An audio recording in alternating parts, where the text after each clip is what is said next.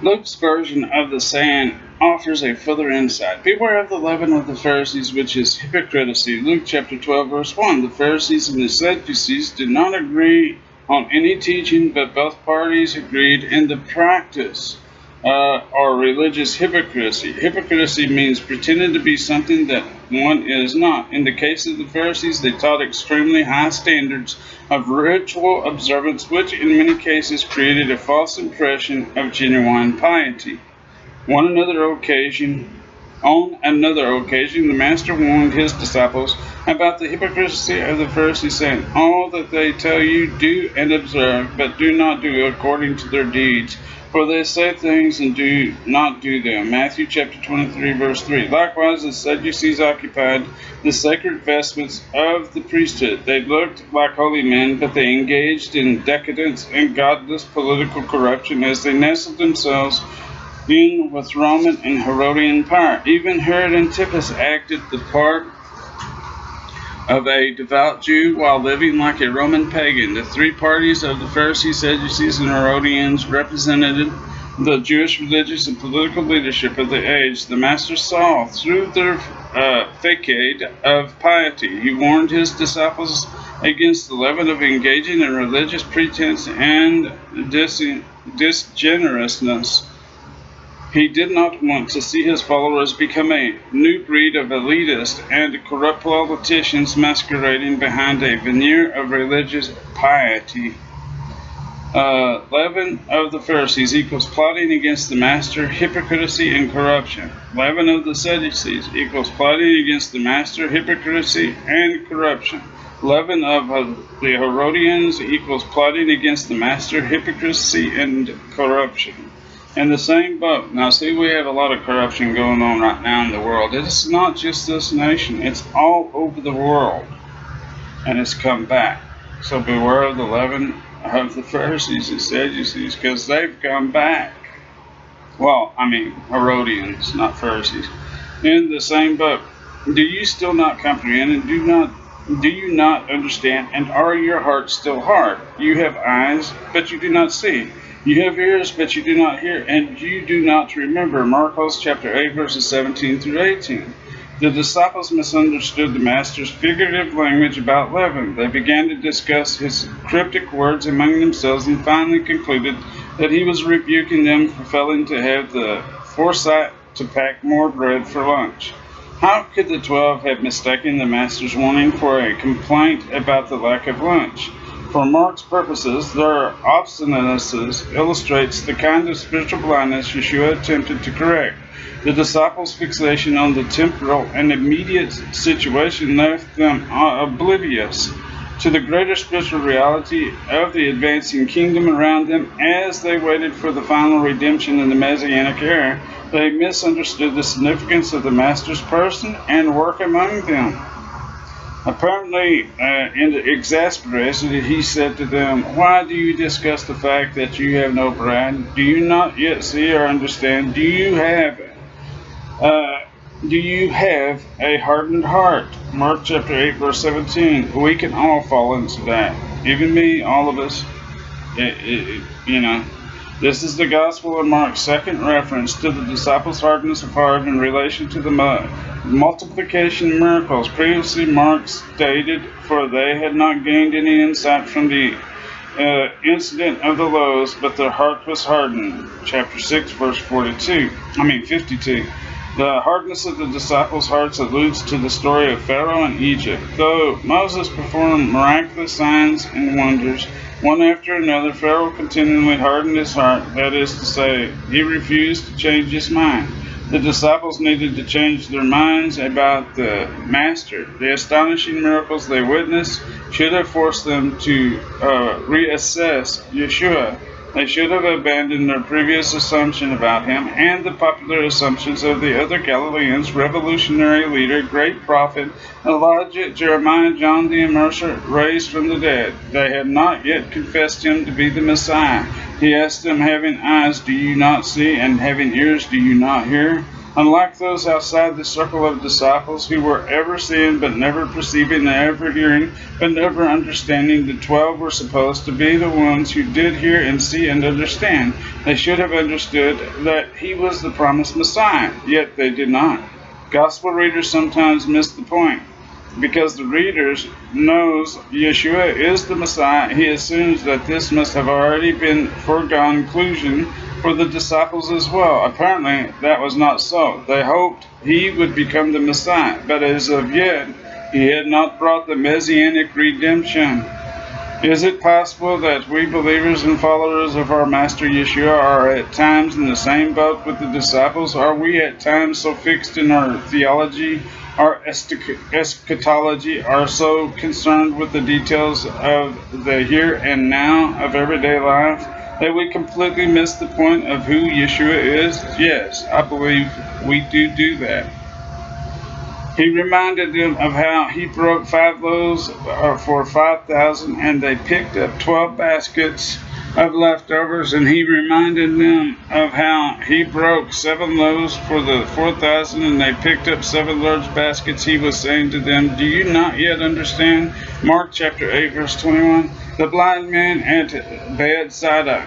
They arrived at Bethsaida, and they brought to him a blind man, and they begged him to touch him. He grasped the hand of the blind man and led him outside the village. Marcos chapter 8, verses 22 through 23. They did not return to Capernaum, where Antipas men were watching for them. They landed the boat at the docks of Bethsaida, where they could find lodging with the Zebedee family. Bethsaida fell inside the territory of Philip the Tetrarch and outside the reach of Herod Antipas. The Master did not make any public appearances.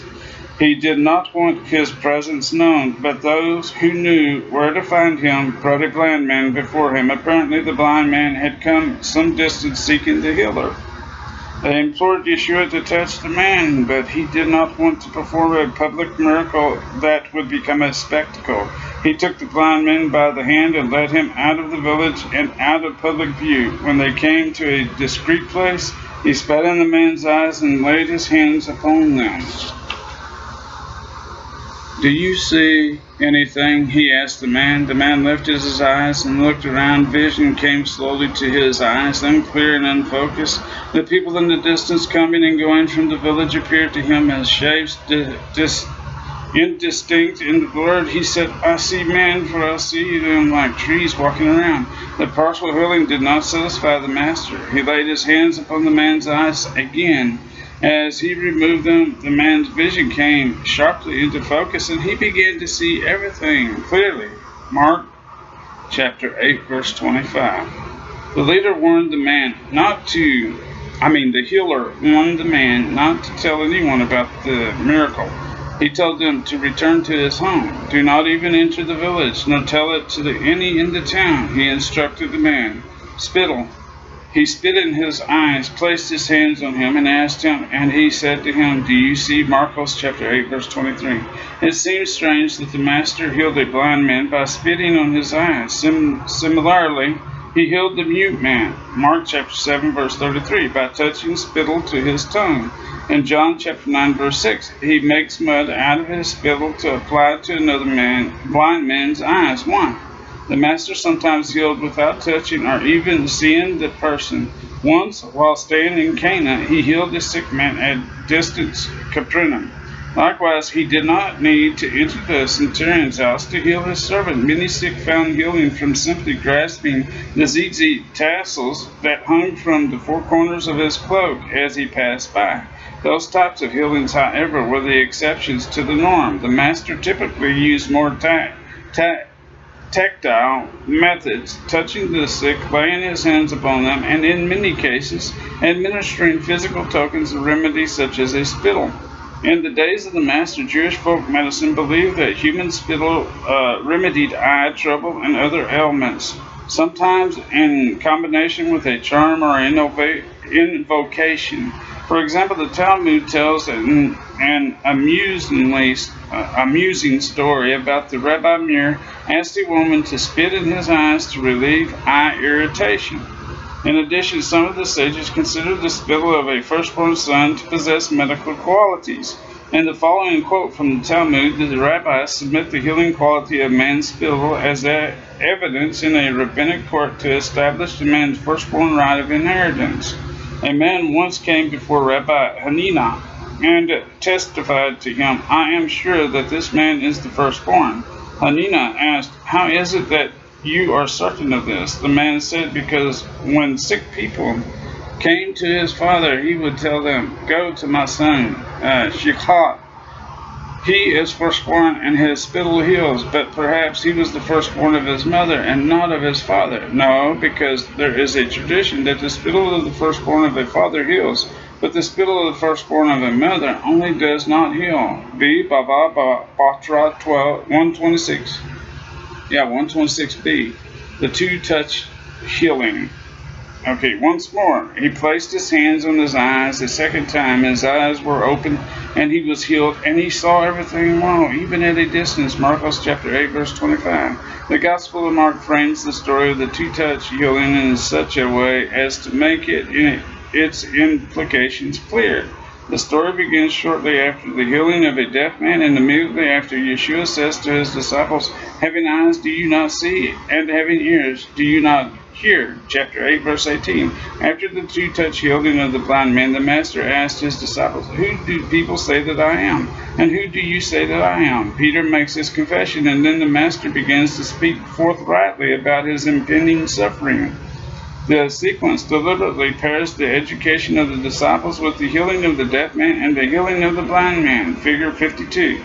The education of the disciples. Mark chapter 7, verses 31 through chapter 8, verse 30 with the chart. A. Healing of the deaf man. Chapter 7, verses 31 through 37. That's out of Mark. B. Feeding of 4,000. Mark chapter 8, verses 1 through 9. C. Incomprehension of disciples. Chapter 8, verses 10 through 21 out of Mark. Request for a sign, warning about leaven, spiritual blindness and deafness, review of feeding miracles. Do you not understand? Out of chapter 5, verses 17 through 26, Mark. D. Healing of blind man. Mark chapter 8, verses 22 through 26. C. Who do you say I am? Mark chapter 8, verses 27 through 30. The Gospel of Mark narrates those two healing episodes with extra details to illustrate the opening of the disciples' spiritual ears and eyes. The sequence concludes with Peter's declaration of the Master's identity as the Messiah, the disclosure of Messiah's mission, and the revelation of the Transfiguration. The two-touch healing of the blind man parallels the education of the disciples. Yeshua took the blind man by the hand and led him outside of the village to heal him, just as he took the deaf and mute man away from the crowd. Similarly, Rabbi Yeshua will take his disciples out of the Galilee and away from the crowds to teach them privately. Surprisingly, the Master's first attempt at healing the blind man met with limited results. The blind man saw, but he did not see clearly. Yeshua touched his eyes again. Then he saw everything clearly. The story illustrates the gradual opening of the disciples' eyes. Even after all the miracles they had witnessed, they did not yet fully understand. Their hearts remained hard. They had only begun to perceive. The Messiah they were expecting had not come, and they did not expect the Messiah who had come. They did not yet grasp that his spiritual person transcends his humanity, nor did they comprehend what he meant when he referred to himself as the Son. The picture remained out of focus. The Caesarea Philippi. Let me repeat that. To Caesarea Philippi. Man, I keep messing it up, don't I? We'll come back.